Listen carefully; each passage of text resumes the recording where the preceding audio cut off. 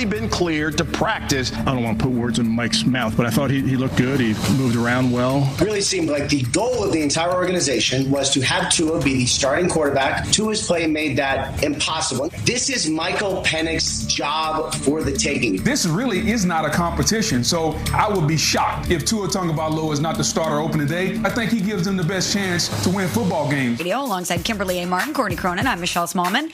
It's for the girls today.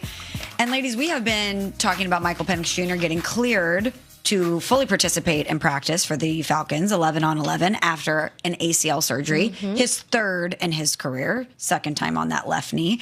And we wondered when he initially got cleared if he would have enough time to get his body up to speed for football activities to be ready for week 1. Adam Schefter, of course, our ESPN NFL senior insider, joined us on Unsportsmanlike earlier in the week. And I believe it was you, Courtney, who asked Schefter if Michael Penix Jr. has a real chance at actually being the starter week 1. Here's what Schefter had to say.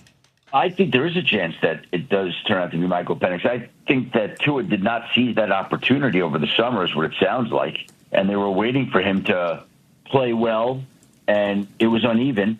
And now they obviously thought they might be in a position where they could wait for Michael Penix and not have to rush him along. You got to make sure he's physically right before anything happens. But they went from a position of, let's see how long it takes Michael Penix to where we really could use Michael Penix here now. Do I think there's a chance he can start opening day? Yeah. Doctors cleared him for the 11 on 11. If he's physically up to the challenge, I think he's got a real chance to start on opening day.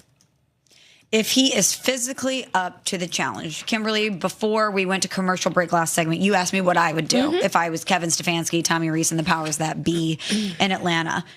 And if he physically looks ready to go, there's no question in my mind I'm going with Michael Penix here.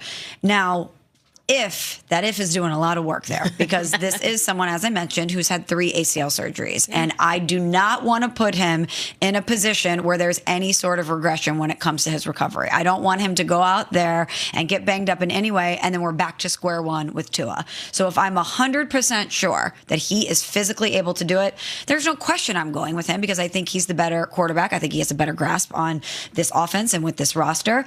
And the NFC South is a very interesting division. We're talking about the Carolina Panthers winning it last year at 8-9. If you're the Atlanta Falcons, don't you want to get off to as hot of a start as you possibly can in a division where you could legitimately win it, Courtney? You would think so, and they start out on the road in Pittsburgh. Who knows what that team's going to look like with Aaron Rodgers, Mike McCarthy, and the rekindling of forces there. But then you have the Panthers at home in week 2. So you can get an early jump on your division. You can start putting things in place to where when the schedule gets, I would say, significantly more difficult than that a couple weeks later, when you've got the Packers, they play the Broncos after that, or Baltimore after that. I would like Michael Penix Jr. to get his lumps out of the way when the schedule's a little bit more tenable. And I do think in the early part of the season that's going to be the case. But let's not forget who they just paid big time money to. Does he have to do it alone? No. You have Bijan Robinson, who ran the ball 287 times last year. This is somebody who is supposed to take the load off of your quarterback, whether it's Tua, whether it's Michael Penix Jr. So I wouldn't need to have Michael Penix Jr. be the 8th overall pick level Michael Penix Jr. in the early part of the season, knowing that I can rely heavily on my ground game to get it done. I believe that if he is mentally, physically, yes, you got to be cleared, you got to be in a good spot, but it's the mental part. Like, can I take a hit? How am I going to feel with a pass rusher coming at my knee when that hasn't happened since November or whenever he got hurt last year? If he can tolerate that, and you can have a heavy play action game there to roll him away from pressure, you can rely on Bijan Robinson to carry a big portion of the load on offense, then you really don't have anything to lose, because this is his job to lose coming back this close to the season. If Tua had done enough, it wouldn't even be a question. The fact that we're talking about this leaves the door open in the way that the Falcons are leaving the door open for him to show you just enough to be comfortable, Kimberly, in giving him the job for week 1. Well, I think if you're the Falcons, you bring Tua in and you're saying, okay, the job is yours, because the other guy, at least because of health, the job is yours. That's why you're here. And I think that's why in Schefter's clip, he talks about how Tua just did not take advantage of this situation. This wasn't in my mind, a real quarterback competition from the standpoint of one guy just wasn't healthy enough to really compete the whole way. Whereas, it's not a Cleveland sort of situation. So for Tua not to take advantage of it, when the road is right there, it's paved with gold. Here, this is the team. I would obviously prefer to start Michael Penix. The question, though, for me is, again, when he gets out there, I'm going to be holding my breath. Yeah. I have Sam Bradford PTSD, okay? I will, multiple ACL injuries on a quarterback, I get very nervous about putting them out there until you're 100%, or will you ever be 100%? Yeah, well, that's the thing, because I love the player. But again, I can love the player from a distance. It's not my team. I didn't draft him in the top 10. I love the player, but they're still in the back of your mind. Like, I hope, is he durable? Can he make it through 17? And if he doesn't, knock on wood, the prospect of having to then turn back to Tua, will he even be in the mindset to lead the team in that way? So I'm again, Falcons make me sad, but I'm hopeful that Michael Penix can get it done. Well, another quarterback battle that we've been paying attention to is not a QB1 quarterback battle. It's QB2 in Minnesota. J.J. McCarthy is not QB1. They bring in Kyler Murray. He wins that job outright. He's going to be under center for week 1 in Minnesota. But we've been wondering what's going to happen with J.J. McCarthy. You talk about durability concerns. He has those. Accuracy concerns. He has those as well. And we were wondering if he was going to win that QB2 job over Carson Wentz. So per Kevin Seifert, who covers the Vikings for us here at ESPN, J.J. McCarthy and Carson Wentz split second team reps during practice on Tuesday. McCarthy sat out of practice yesterday as a rest day for his ankle. He was banged up in week 2. But Courtney, do you think that McCarthy could be on the move by cutdown day? That's earlier than I thought we'd be having this conversation. And there's no logical destination right now because there aren't, knock on wood, hopefully this doesn't happen over the last week of the preseason, there haven't been any other major quarterback injuries to where there's a team that feels like the right fit that needs that sort of depth. And the Vikings know this, having dealt with quarterback injuries over the last couple of years, whether it was Kirk Cousins early on and then having to turn to Sam Darnold and what happened last year after McCarthy got hurt. They don't want to be giving up any of their depth. So I don't think unless there is a significant offer, I don't think that you move on from him by cutdown day, but I don't think he's QB2. I don't think he's QB2. I think that he's QB3. Carson Wentz won you games last year in high stakes situations when I would also, and this is probably a little unethical or maybe like a little, not the right way to unethical. do it. Not unethical. Tell me more. What?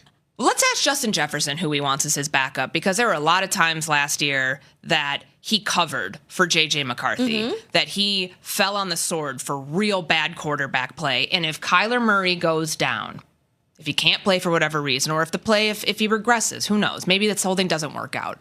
He's QB1 right now. I would ask my star receiver, who they haven't been able to help him live up to the promise of how good he is over the last 2 years. I would ask him, who do you want back there? Honest conversation, candid conversation. Some people might say, well, that's putting way too much power in a player's hands. Oh, there were way too many. I remember talking to it was after that Ravens game, and I think that was like week 10 last year, and I talked to Justin Jefferson before the Bears-Vikings game for Countdown, and I asked him about the 2 interceptions that were thrown into his coverage, to where he was when he was being targeted, and said, well, what do you feel like you can do differently to help J.J. McCarthy, or what can you do to help him along here? He's like, I just really got to come up on my end of these 50-50 balls. It was the kindest thing he could have done, because those were all 80-20 balls. All of those were on the quarterback. So I think in making your star receiver happy and making the offense function at the highest level, you've got to put the best backup quarterback in there who can function that way. Because we haven't seen it with J.J. McCarthy, and it's the easiest move you can make to not put him in a situation where he's going to fail again. I think that's a great point from the standpoint of every team, for the most part, has like a leadership council. The coaches go to their particular star guys. I think in the case of Minnesota, if KOC is not constantly sitting down with JJ and saying, how do you feel? What do you want? Because JJ meaning Justin Jefferson. Justin Jefferson, not McCarthy. Yeah. Yes. Because from the standpoint of last year, JJ McCarthy helped the world forget about Justin Jefferson. Because now all of a sudden it's like, oh, well, Jamar Chase, clearly the best, he's the number one, JSN and Puka and all these things. And Justin Jefferson is right there like, hey, I'm still the guy. Don't forget about me. I'm a thoroughbred. Except I just need the ball kind of thrown in my direction. That's all. And to your point, again, covering those Vikings games, Justin Jefferson always willing to talk before we do our countdown hits. And was always very kind and always very complimentary and always encouraging when it came to J.J. McCarthy.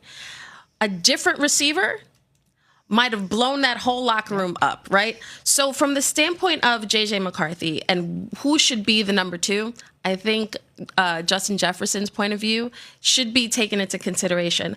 But when I think we talked about this on Monday, we were together, ladies, and we talked about the Vikings and should JJ McCarthy be the number 2? Mm-hmm.